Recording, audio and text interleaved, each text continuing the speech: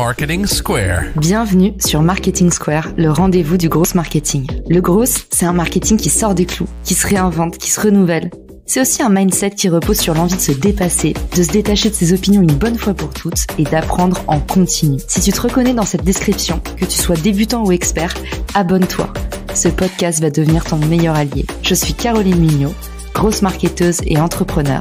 Et chaque semaine, je partage sans compter des astuces concrètes, des méthodes actionnables, des idées utiles pour faire grandir ton business et rester à la pointe des nouveautés. Si cet épisode te plaît, tu peux le partager en me taguant ou lui laisser 5 étoiles sur Apple Podcasts.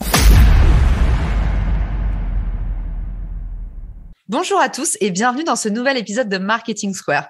Aujourd'hui, on va parler d'un sujet dont on parle trop peu, mais que tout le monde constate, le CEO branding est partout. Alors, c'est quoi le CEO branding? Est-ce que c'est juste encore un mot américain pour faire bien à la cafette ou est-ce qu'il y a un vrai concept derrière? Aujourd'hui, on va traiter des risques et des opportunités qu'il présente. Pour ce faire, j'ai invité Sébastien Tortu qui est à la fois consultant marketing, mais également auteur du livre L'Ikigai de Marc. Je vous mettrai d'ailleurs cette ressource dans les ressources de l'épisode. Salut Sébastien, bienvenue sur le podcast. Salut Caroline. Il n'y a pas grande ressource sur le CEO branding et pourtant, en B2B comme en B2C, j'ai l'impression que c'est la tendance du moment, quoi. Déjà, le CEO branding, c'est faire vivre finalement la marque par la présence du CEO, que ce soit sur les réseaux, que ce soit sur des conférences, dans les publicités. Enfin, c'est un peu général, c'est comment tu vas vraiment pouvoir mettre en avant ton CEO. Et en fait, il n'y a pas grande littérature parce que je pense que c'est un mouvement qui a un peu évolué. Pendant longtemps, en fait, on savait pas trop qui étaient les patrons. D'ailleurs, si je demande qui sont les patrons du CAC 40, il y en a pas beaucoup qu'on va être capable de citer. Donc c'était souvent parce que la plupart sont des énarques, sont des machins, et c'est des opérations, enfin c'est des opérationnels stratégiques un peu. C'est pas des fondateurs. Et en fait, je pense qu'il y a déjà une grosse différence entre le fondateur d'une marque et puis le président ou directeur général qui viendrait à un moment prendre poste. Et quand on parle de CEO branding, souvent, alors il y a des exceptions, mais souvent, c'est le fondateur qui arrive à lui exprimer, raconter quelque chose. Parce qu'il y a évidemment une sorte d'élément naturel quand le fondateur vient raconter son histoire, quand il vient raconter le pourquoi il l'a fait. Enfin, on parle toujours du fameux why. Qui de mieux que le fondateur pour l'incarner, quoi. Forcément, le personal branding, aujourd'hui, c'est le truc qui cartonne. C'est limite devenu indispensable, même pas que pour les CEO, mais vraiment pour tout le monde. Donc, imaginez à quel point, si vous êtes à la tête d'une entreprise, c'est clé d'avoir une présence sociale maîtrisée. Et du coup, c'est ça dont on va traiter aujourd'hui. Tu nous as donné un élément historique important. Tu nous as dit, avant, on connaissait pas les patrons. Ça, c'est vrai. Il n'y avait pas aussi tellement la fame autour de l'entrepreneuriat. Donc, en fait, les patrons, ils n'étaient pas tellement glorifiés avant. Ouais, complètement. C'est vrai que pendant longtemps, on se disait le patron, c'est un peu l'ennemi public de tout le monde. On revoit pendant certaines campagnes présidentielles, tu sais, des patrons un peu malmenés, etc. Ça a vachement changé ces dernières années quand même. Je pense aussi justement par cette incarnation, parce que du coup, on a pu montrer aussi des succès, des failles, des personnalités dans lesquelles on pouvait se reconnaître. Pendant longtemps, en fait, le CEO branding, en fait, vu qu'il n'y avait pas les réseaux sociaux il y a quelques années encore, il était incarné principalement dans les publicités. On se souvient tous, je sais pas, de Daflelou, tu vois, de ce genre de personnages, et en fait, de Franck Provost et tout ça. Et en fait, on trouvait ça un peu très égotique, un peu prétentieux. On savait pas trop où les mettre, quoi, tu vois. Et en fait, ils ont quand même malgré tout lancé ce truc de se dire, Daflelou, tout le monde sait qui il est, quoi, et il est que vendeur de lunettes. Et ça a quand même créé une grosse différence avec les Optiques 2000, etc., qui étaient incarnés, eux, par des stars qui n'avaient pas du tout le même discours. On sentait qu'il y avait, entre guillemets, beaucoup d'argent en jeu. Il y avait un côté un peu moins naturel, quoi, tu vois. Et c'est vrai que les réseaux sociaux ont permis ça, ont permis à qui le voulait de pouvoir être présent, quoi. Tu l'as rappelé, en fait, de mettre un visage, donc humaniser la marque, l'incarner aussi, réexprimer un peu son purpose. Tu nous as parlé du why. Mais en fait, pourquoi on est là? On n'est pas juste une marque commerciale. On a un fondateur un peu fou qui réalise le projet de sa vie. Donc, forcément, on met beaucoup d'empathie quand on apporte cette pierre-là. Il y a l'aspect, j'imagine, preuve sociale, parce que comme on crée de la confiance en une personne, on a plus envie d'acheter. Est-ce qu'il y a d'autres avantages, d'autres bénéfices à faire du CEO branding? Alors déjà, vraiment, c'est de créer ce lien. On a quand même une grosse défiance vis-à-vis des marques. Il y a eu quand même beaucoup de scandales, beaucoup de marques qui étaient complètement déshumanisées. Le CEO amène autre chose, en fait.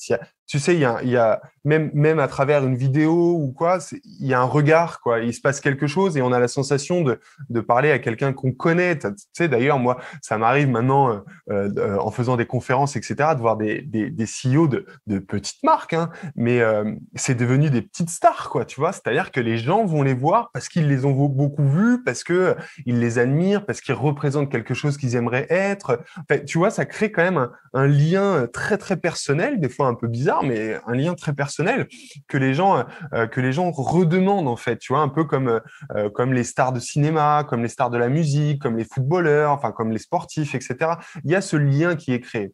Donc, déjà, ça permet ça permet voilà, au CEO de parler de lui, de faire parler de sa marque, c'est important. Et bah, tu le sais mieux que moi, un exemple tout bête de aussi la portée que peut avoir un CEO, c'est la différence entre le poste d'un CEO sur LinkedIn et le poste d'une page marque. Tu vois, en termes de retombées, ça n'a absolument rien à voir. Le reach a rien à voir. C'est un peu la même chose tout le temps, quoi. Tu vois, il y avait un truc qui disait sur Instagram que un post avec un visage, c'était 30% de likes en plus. Bah, tu vois, c'est ce truc de, bah voilà, ouais, il se passe quelque chose. Il y a un regard, il y a quelque chose. Et évidemment, en plus de ça, l'avantage du CEO, c'est que il va pouvoir raconter un univers assez large. Tu vois, on le voit par exemple avec la patronne de Respire, Justine Hutto, où en fait, tu vois, moi au début, je savais pas trop quoi penser d'elle parce que tu te dis, bah, elle est dans son rôle de CEO, etc. Et cetera. Et en fait, quand tu la suis là depuis quelques temps, tu vois que la fille, elle va faire des Ironman, des machins, descendre le Mont Blanc ou je sais pas quoi. Enfin, tu sais, des trucs de ouf. Et en fait, à ce moment-là, maintenant, moi, je l'admire vraiment parce que je me dis, putain, en fait, elle le fait vraiment pour les bonnes raisons, quoi. Elle incarne vraiment son truc. Elle est hyper transparente, ça a ses pour, ses contre, mais elle est hyper transparente. Elle raconte quelque chose et en fait, elle fait vivre sa marque complètement différemment parce que du coup, Respire, c'est une marque de l'exploit, c'est une marque de tout ça par elle. Et c'est ça qui est extraordinaire, quoi. Tu vois, tous les mecs de koh maintenant, tu vois, elle les connaît tous, etc. Et c'est par son exemple à elle. Si elle avait été les voir en leur disant, les gars, mettez mon déodorant, ça lui aurait coûté une blinde. Le fait qu'elle fasse partie de la même cour qu'eux en se mettant comme ça, en partageant ses exploits sportifs, en partageant ses performances, etc., bah, ça raconte quelque chose de sa marque qu'elle aurait jamais réussi à raconter autrement parce qu'on ne l'aurait pas cru. Et c'est ça qui est intéressant, c'est d'être capable de raconter une histoire autre que ce que tu es. Et tu vois, j'en parlais à midi en parlant que j'allais faire ce podcast. Et j'ai un de mes collègues qui me disait, moi, il est archi, et en fait, il me dit, moi, je trouve mon inspiration dans des trucs qui sont pas spécialement de l'architecture. Et en fait, il partage ça, souvent des trucs assez drôles, en fait, et les gens, ils adorent. Et à la fin, bah, quand ils ont besoin d'un architecte d'intérieur, etc., bah, ils pensent à lui parce qu'ils l'ont diverti, parce qu'il l'a informé, parce que tout ça. Et en fait, il a fait preuve de personnalité. Et bah, son site, il fait pas cette personnalité-là, quoi. Tu vois, son site d'archi, tu ressens pas sa personnalité un peu fun, hyper empathique, etc. Et donc ça permet ça et c'est génial. Et donc, c'était pas que de la com, c'est aussi du commerce, quoi. C'est que ça permet quand même de créer du lien et donc de créer de la vente parce que c'est aussi pour ça qu'on le fait tous, quoi. Il y a un dernier petit point peut-être qu'on n'a pas abordé, c'est aussi dans le fait de se rendre accessible. Et typiquement, l'histoire que j'ai sur le sujet, c'est le CEO de Dropbox qui envoyait des messages à tous ses clients jusqu'à vraiment l'hypercroissance en mettant son numéro de téléphone mobile et qui disait en fait appelez-moi. Enfin, il voulait être au contact de ses clients. Et ça, je trouve, c'est un angle qu'on n'a pas encore abordé, qui pour moi est essentiel. C'est une nouvelle tendance aussi. Ça se faisait pas tellement avant. En fait, le patron doit être ultra accessible. On va vers plus d'horizontalité, tous les sens, en interne comme en externe. Et du coup, c'est un Guillaume Moubèche, par exemple, dans le B2B. On va donner un exemple dans le B2B aussi avec Dropbox, qui va être ultra présent, qui va nourrir sa communauté, qui va parler en direct aux gens, qui va faire du cold call, qui va appeler, rester sur le terrain, cet exercice d'humilité. Ouais, bien sûr. Bah, moi, c'est rigolo. Tu sais, j'ai lancé depuis quelques mois une marque de luminaires qui s'appelle Owen et j'appelle tous les clients B2C et parce que tous les clients B2B, je les ai au moins aussi, mais tous les clients B2C, je les appelle et à chaque fois, il y en a qui me disent bon, fondateur, ils y croient même pas, quoi. Ils se disent ouais, non, c'est juste un commercial de base. Et en fait, pas du tout. Et à chaque fois, du coup, tu sais, quand ils comprennent que c'est la vérité, qu'en fait, on est encore qu'une jeune marque, donc on peut le faire. Tu vois, je leur dis, hein, si j'avais 500 clients par jour, peut-être je le ferais plus, mais pour le moment, je peux encore le faire parce que je ne vends pas encore assez. Et en fait, d'un coup, tu sais, il y a un côté, ils sont en confiance. Alors qu'ils me connaissent pas, ils m'ont jamais vu, mais ils sont en confiance parce qu'ils disent, waouh, il y a un mec qui a une autorité, entre guillemets, et qui me parle. Même si je suis pas une star de cinéma, tu vois, ils se disent, ah bah tiens, il s'intéresse à moi, donc d'un coup, ils ont envie de te parler, etc. Et ce lien, il est génial, quoi. C'est juste magique. Et du coup, tu vois, moi, il y a des gens, des fois, qui appellent au numéro du standard, quoi, et qui disent, ouais, je pourrais parler à Sébastien. Ça, je pense qu'il y a quelques années, ça ne serait jamais arrivé. Déjà, il m'aurait appelé Monsieur Tortue, ou tu vois, je voulais parler au patron, mais jamais par le prénom, tu vois. Et c'est juste génial de créer ce lien direct. Et après, c'est vrai que les réseaux sociaux ont vraiment créé ce truc. Moi, je peux envoyer un message à n'importe qui sur LinkedIn et avoir la chance qu'ils me répondent, tu vois. Et ça, avant, c'était juste impossible. T'envoyais un courrier au secrétaire de je sais pas quoi et t'avais jamais de réponse. Donc, c'est ça qui est génial. Et en même temps, tu vois, ce côté CEO branding et tout, il y a des trucs intéressants. C'est que finalement, vu que tout le monde est accessible, il y a aussi des positions qui se perdent. Et bon, ça serait sûrement un autre débat, mais je pense aux hommes politiques, tu vois, au président qui, de temps en temps, justement, pour sa marque personnelle, pour pouvoir raconter quelque chose, peut mettre en péril un peu sa fonction de président et le poste que ça représente, quoi. Quand Sébastien dit commercial de base, vous inquiétez pas, les commerciaux, on vous adore. Oui, Je sais pas pourquoi ça. Serpentard. Non, il n'y a pas de commercial de base, c'est sorti tout seul. Parce qu'il y a beaucoup de commerciaux qui nous écoutent. Donc attention à ton LinkedIn, Sébastien. Tu vas être victime d'une chasse aux sorcières. Pas grave. Méchant.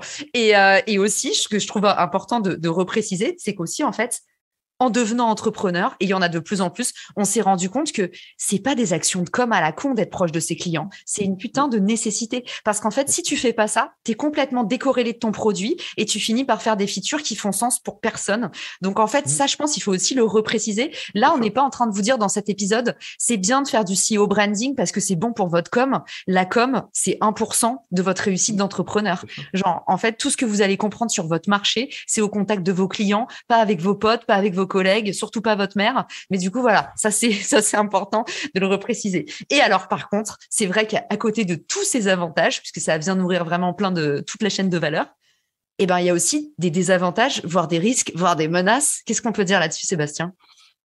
Bah, il y a des désavantages parce que ça reste un humain. L'humain est fragile et il peut à un moment dire quelque chose qu'il faut pas, prendre une position qu'il aurait peut-être pas dû, qui va pas dans le sens de sa marque, parce que les conséquences peuvent être très graves. C'est n'importe quoi, mais si demain le patron du slip français se retrouve à complètement dire un truc anti-français. Il se coupe, tu vois. Mais tu vois, parce que ça peut arriver. Le slip français, ils ont quand même fait une grosse dinguerie. Moi, perso, je leur ai toujours pas pardonné. Hein. Donc, ils ont bien Avec abîmé leur employé, marque. tu veux dire? Ah ouais. Leur employé? Ouais, C'est important d'en parler.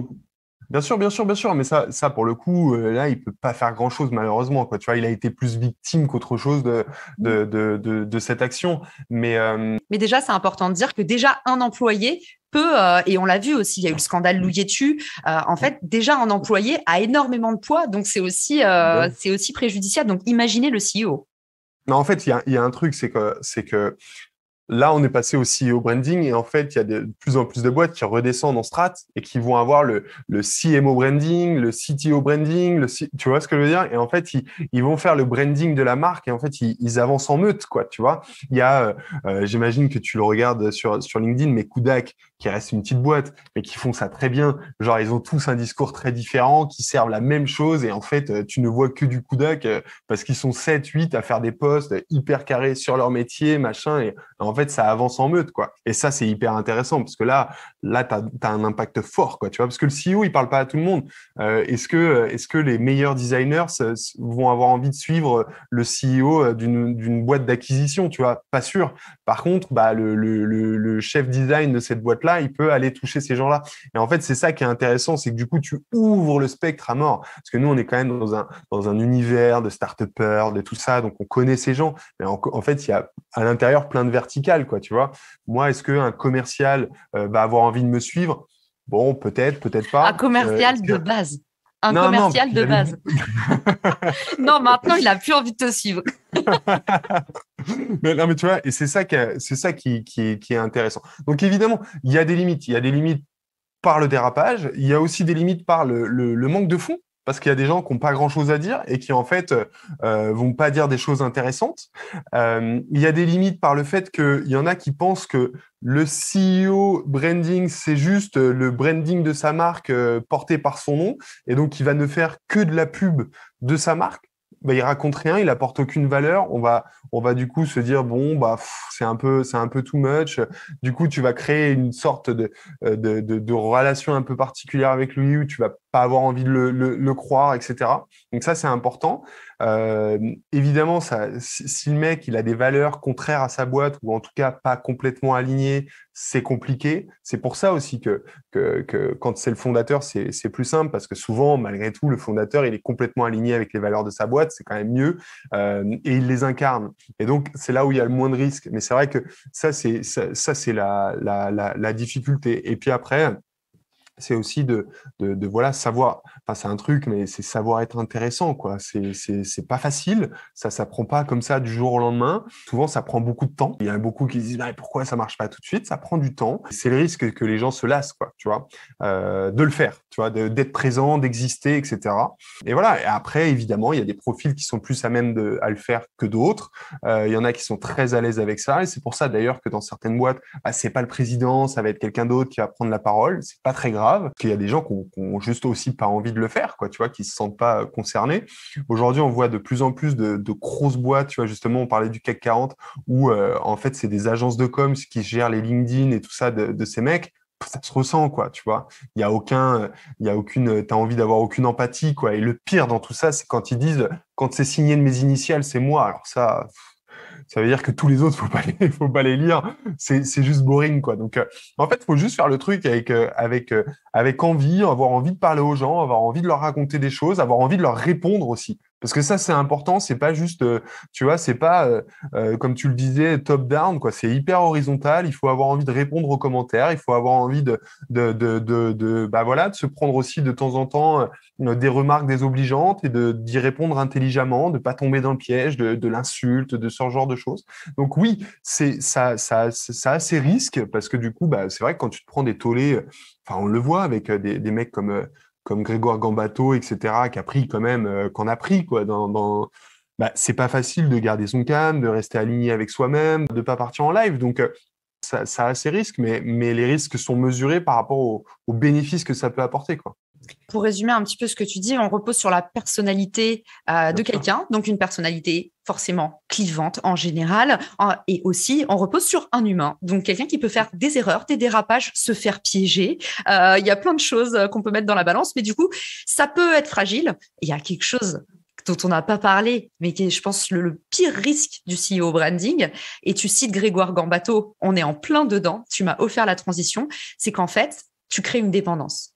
Le vrai problème pour moi du CEO branding, c'est qu'en fait, qu'est-ce qui se passe s'il y a un moment, une scission dans la boîte, si le CEO s'en va? Et les exemples qu'on a tous en tête, c'est Richard Branson, tu sais, où le mec, c'est de notoriété publique que le mec, il crée des monstres de boîte et dès qu'il se casse, le truc se pète la gueule. Alors, il y a plusieurs théories. Il y en a qui disent aussi, en fait, ça cartonne au début parce qu'il a des idées brillantes, mais il gère mal l'opérationnel et du coup, c'est pas rentable sur le long terme. Mais en tout cas, c'est assez symptomatique de cet effet, en fait, de quand tu mises tout le pouvoir de ta boîte sur une personnalité que les gens aiment, bah, c'est aussi un risque pour ta boîte en tant que telle. Et tu vois, les exemples que je veux donner, c'est en fait un CEO branding qui s'est trop brandé. Le jour où il veut revendre sa boîte, bon courage pour aller faire 1 an de tour du monde en voilier. Je pense que tu peux plus revendre ta boîte sans toi. Et c'est pareil, un autre risque aussi. Qu'est-ce qui se passe si, tu vois, tu parles de Alain Afflelou tout à l'heure. En fait, le moment où tu as construit ta marque sur ton nom, je dis pas que tu veux te reconvertir et faire complètement autre chose, mais en fait, après, tu es quand même obligé de vendre ton nom. Donc ça, pour moi, c'est 2 gros écueils aussi qui sont importants à prendre en compte là-dessus, quoi.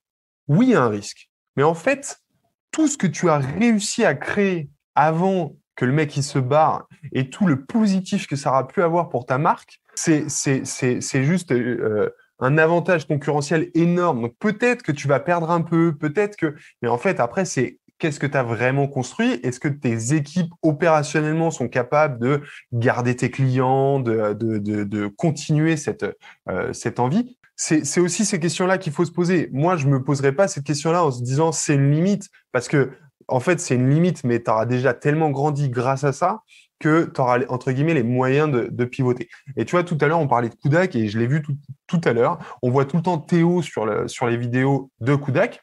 Et là, il a lancé un format où il dit, je sais pas quoi, et il dit en fait, ça y est, on arrête la semaine de l'ad, ça devient la semaine de l'e-commerce et ça va être présenté par machine. Je me souviens plus de son nom, excuse-moi. C'est la première vidéo. C'est la première vidéo. C'est une commerciale de base. Non, je me souviens plus.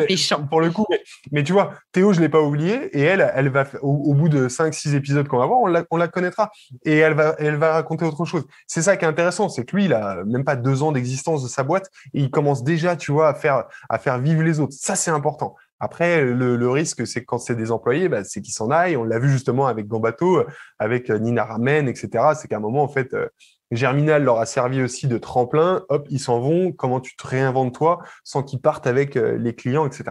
Donc, c'est des problématiques, mais en fait, il y a tellement de positifs que c'est des problématiques qu'il est bon de se poser quand t'en arrive le moment de se les poser, quoi. Du coup, quand est-ce qu'on commence? Qu'est-ce qu'on fait pour se lancer? Quand est-ce qu'on commence? Maintenant, ça c'est sûr, parce qu'en fait, il n'y a jamais de bon moment pour se lancer. Faut y aller tout de suite. Ça sert à rien de se faire des stratégies à 1 an, à 2 ans, ça vaut pas le coup. Même à 3 mois, tu vois, ça vaut pas le coup. Faut y aller. Faut commencer à raconter des choses. En fait, les questions qu'il faut se poser, c'est déjà qu'est-ce que j'aime faire, qu'est-ce que j'aime dire, où est-ce que je sens que j'ai quelque chose à raconter, parce que ça c'est quand même important. Alors des fois, ça peut être aussi un peu à côté de la marque, hein, une passion. Tu vois, hier j'étais avec Olivier Ramel, le fondateur de Kimono. Le mec, il a une passion paddle. Trop sympa. Mais il est trop sympa, mais tu vois, il a une passion paddle, il parle de ça. Ben, pourquoi pas? Tu vois, tu crées de l'empathie pour lui. Bah, peut-être qu'il y a des mecs qui font du paddle, qui à un moment ont des boîtes et tu vois ce que je veux dire? Faut pas se prendre la tête là-dessus, je crois. De toute façon, moi, je pense que si l'alignement entre le fondateur et la boîte, elle est bien faite, peu importe ce que tu racontes, ça va servir ta boîte parce qu'à un moment, bah, tu peux pas être désaligné. Tu vois, si tu es aligné d'un côté, tu peux pas être désaligné de l'autre. Donc, c'est qu'est-ce que j'ai envie de faire? Parce que plus tu vas raconter quelque chose que tu aimes, plus ça va être tes sources d'informations qui sont déjà là, plus tu vas gagner du temps. Parce qu'il y a aussi une question, ça prend du temps. Donc, si tu es obligé de faire des nouvelles recherches, de lire des nouveaux livres et tout ça, bah, ça va être compliqué. Donc, plus tu vas raconter des choses que tu aimes, mieux c'est. Ensuite, c'est de se poser la question, OK, j'ai envie de raconter ça, mais est-ce que ma cible peut être sensible à ça? Parce que c'est vrai que si tu racontes quelque chose qui n'a rien à voir avec ta cible, en fait, tu vas faire de la com sur toi, pourquoi pas, mais tu vas pas transférer après ces personnes-là vers ta marque. Donc ça, c'est vraiment important. Ensuite, c'est de se poser la question de où est-ce qu'ils consomment ce contenu.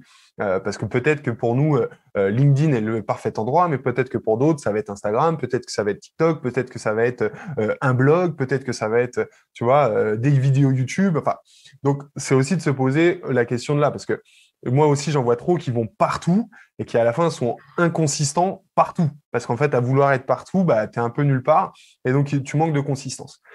Ensuite, c'est de se dire, bah, justement, où est-ce que moi, je suis le plus doué? Est-ce que je suis le plus doué à l'écrit? Est-ce que je suis le plus doué à l'oral? Est-ce que je suis le plus doué en vidéo? Est-ce que, tu vois, où est-ce que je me sens à l'aise? Où est-ce que j'ai les moyens qu'est-ce que j'ai les moyens de faire? L'avantage, un podcast, t'en as un, j'en ai un.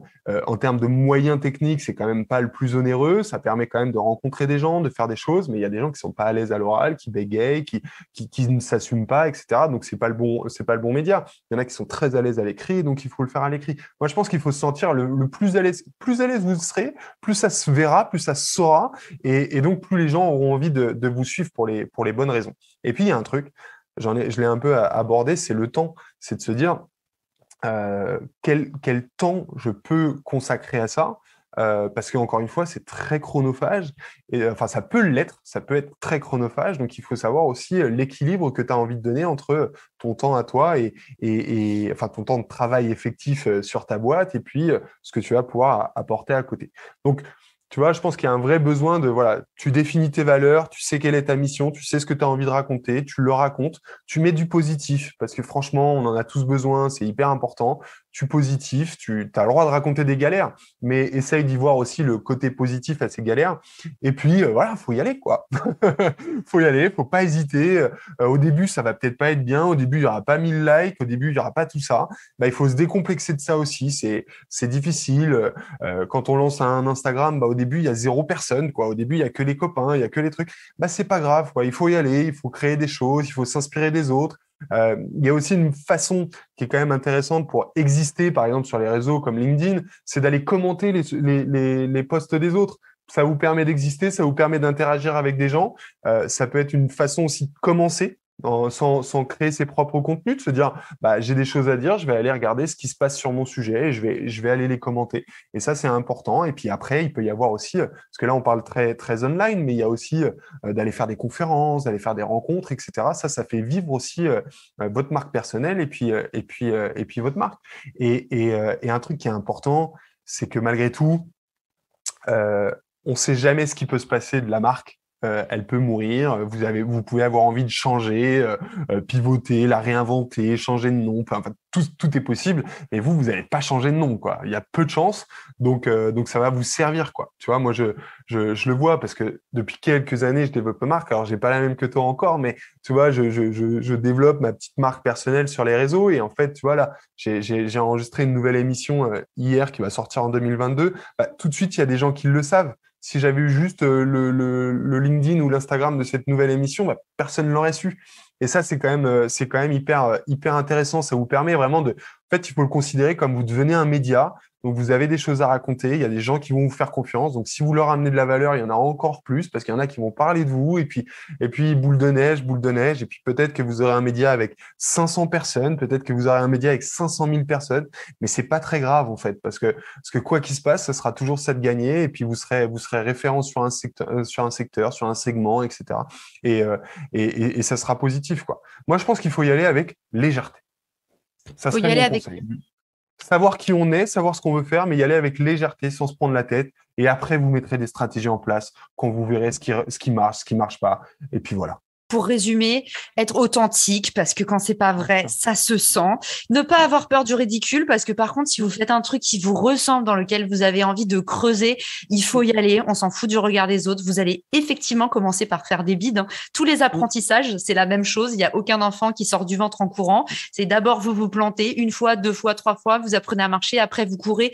Donc voilà, les premières vidéos vont être nulles. Le premier podcast, il est inaudible. Il faut vraiment pas considérer en fait les autres comme à la salle de sport. Il faut pas regarder la performance de celui qui a le super outfit qui fait ça depuis 2 ans. Il faut regarder votre progression à vous et la traquer séance après séance. Et c'est là que vous allez pouvoir vous améliorer. Et puis, tu as dit aussi un truc qui me semble très important. Il faut se lancer maintenant. En fait, il faut tout de suite, là, à la fin de l'épisode, vous dire, OK, j'ai compris que ça avait les défauts de ses qualités, le SEO branding. Donc, il faut faire attention à pas gonfler. Il faut faire attention à pas déraper. Donc, si vous sentez que vous avez moins de performance, tout de suite, vous arrêtez, vous réajustez vos stats. Qu'est-ce qui a marché? Qu'est-ce qui a pas marché? Vous prenez des avis, vous restez en contact avec les gens. Sébastien, il vous a dit un truc important sur les commentaires. Commentez chez les autres. Écoutez les gens qui commentent chez vous. Écoutez les demandes récurrentes. Regardez ce que les gens ont à vous reprocher. Écoutez vos haters. Comprenez pourquoi les gens vous aiment aussi. Donc, le personal branding, c'est une façon de s'exprimer, d'agir et aussi d'écouter en étant en relation directe avec les autres. Un conseil que moi je donne tout le temps quand on est à zéro, c'est prends-toi une après-midi, crée 4 contenus et tu les postes, tu vois.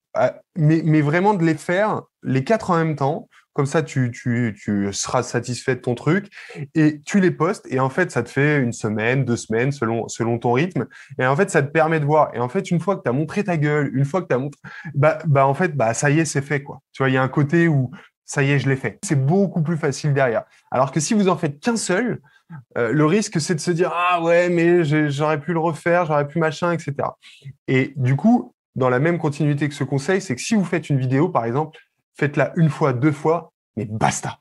Faites-la pas 100 fois, parce qu'en fait, ça va se voir, ça va se sentir, vous allez vous regarder, en fait. Et c'est le pire non, mais c'est vrai, c'est le pire des trucs, c'est de se regarder, de se dire, ah là, j'ai un peu fait ma bouche bizarre, ah là, c'était pas mon meilleur profil, ah là, je me suis un peu trop, ça stop, parce qu'en fait, on s'en fout, quoi.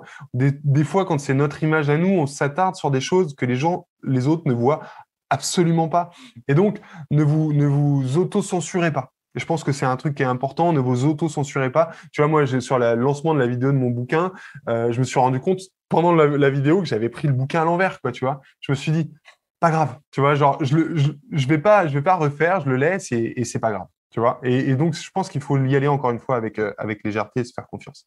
D'ailleurs, pour les vidéos, un petit tips que je donne tout le temps qui marche très bien, faites même pas 3 prises, faites une seule prise. Ouais, c'est-à-dire que vous continuez à rater sur la même prise, mais en fait, tant que vous êtes lancé, allez-y et délivrez. Merci beaucoup pour tout ce que tu nous as partagé aujourd'hui. Du coup, où est-ce qu'on peut te retrouver, te poser des questions, te remercier pour l'épisode? Sur LinkedIn, Sébastien Tortu sans le E. Vous devriez me trouver assez facilement. J'essaye de répondre à tout le monde, des fois avec un peu plus de temps, mais j'essaye de répondre vraiment à tout le monde. Donc, n'hésitez pas à venir me poser des questions sur vous, sur votre marque, et je me ferai un plaisir d'y répondre. Trop bien. Et puis, tous ceux qui nous ont écoutés, merci beaucoup d'avoir écouté l'épisode jusqu'ici. On est très contents d'avoir fait cet épisode parce qu'on trouve que c'est un sujet qu'on n'aborde pas assez et qu'on est tous les deux au contact d'entrepreneurs qui ont encore du mal à se mettre en avant. Alors, allez-y. On vous a donné dans cet épisode un petit peu les ressources pour vous lancer. Et maintenant, à vous de jouer, à vous de vous bloquer. Peut-être ça commence par 1 heure de votre temps par semaine. Vous imposez une prise de parole publique, quelle qu'elle soit, par semaine, mais bloquez un créneau dans Google Calendar. Passez à l'action et envoyez-nous un petit message. On sera là pour vous soutenir. Je vous embrasse très fort et je vous dis bonne journée, soirée. À très vite dans le podcast. Ciao! Si t'as écouté jusqu'ici, c'est certainement que cet épisode t'a plu. Ce podcast est rendu possible par Richmaker, le Tinder du B2B comme on l'appelle. C'est une plateforme que j'ai lancée et qui permet d'identifier des partenaires compatibles en fonction de ton business. En gros, dis-moi quels sont tes objectifs marketing et je te dirai qui va t'aider à les dépasser au sein de ton écosystème. Pourquoi aller chercher ses clients un par un quand on peut placer sa croissance en pilote automatique? Plus d'excuses, passe à l'action et à très vite sur Marketing Square, le podcast du gros marketing. Marketing Square.